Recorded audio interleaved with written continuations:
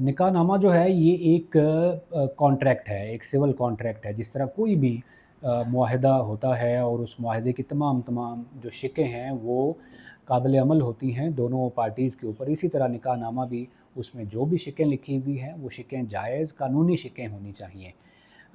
तो वो काबिल इत्तलाक़ हैं, काबिल अमल हैं। अगर वहाँ पर ख़ातून के शौहर ने कोई चीज़ लिखवाई है तो वो शौहर उसको देने का पाबंद है। अगर उसमें ख़ातून के ससुर ने कोई चीज़ लिखवाई है, वो कहता है जी मैं अपनी फ़लाँ प्रॉपर्टी अपनी बहू को हक़ मेहर में या इस शादी के बदले में मैं उसके नाम लगवाता हूँ, तो वो देने का पाबंद है। लेकिन ये एहतियात आप देखें कि अगर जब वो प्रॉपर्टी नाम लगवाई जा रही है या ऐसी कोई शिक लिखी जा रही है, तो वो ये देखें कि जो बंदा ये बात लिखवा रहा है क्या वो प्रॉपर्टी उसके नाम पर है।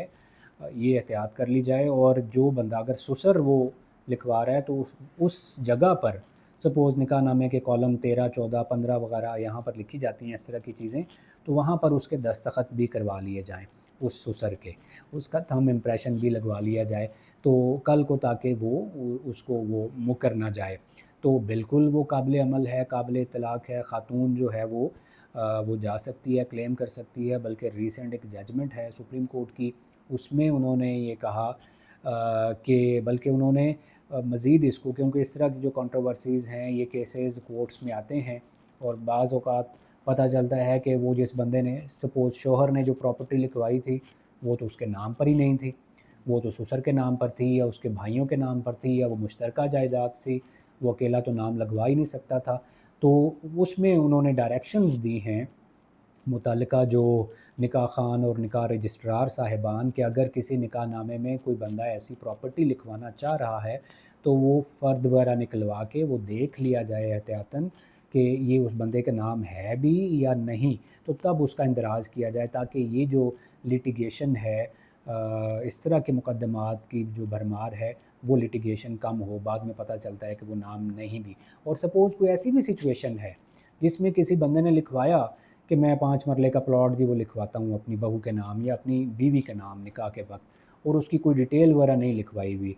होना तो यही चाहिए कि वहाँ पर डिटेल लिखवाई जाए कि ये किस इलाके में है प्लॉट, किसकी मिल्कियत है, उसका महल वक़ूअ क्या है, दाएँ-बाएँ जिस तरह हम कोई रजिस्ट्री करवाते हैं तो उसमें लिखा जाता है। होना यही चाहिए कि वहाँ पर डिटेल भी लिखी जाए और उसकी मालियत क्या है। लेकिन अगर ये नहीं भी लिखा जाता तो भी ख़ातून जो है वो क्लेम कर सकती है जी 5 मरले का प्लॉट।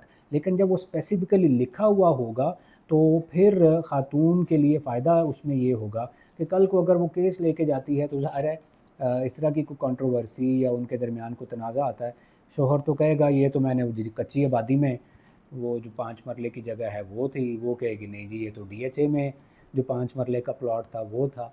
तो अगर वहाँ पर स्पेसिफ़िकली लिखा होगा तो फिर कोई भी पार्टी उससे डेविएट नहीं कर सकती। आपका जो क्वेश्चन था कि अगर ससुर ने कोई लिखवाया हुआ, ससुर की बजाय कोई भी बंदा वहाँ पर अगर लिखवाएगा जो उसने अपनी मर्ज़ी से लिखवाया in the presence of witnesses, तो ये गिफ्ट है और वो काबिल इत्तलाक़ है, वो उससे वो क्लेम करेगी और ससुर से तो ख़ास तौर पे वो क्लेम कर सकती है और उसको मिलेगा, कोर्ट दिलवाएगी उसको।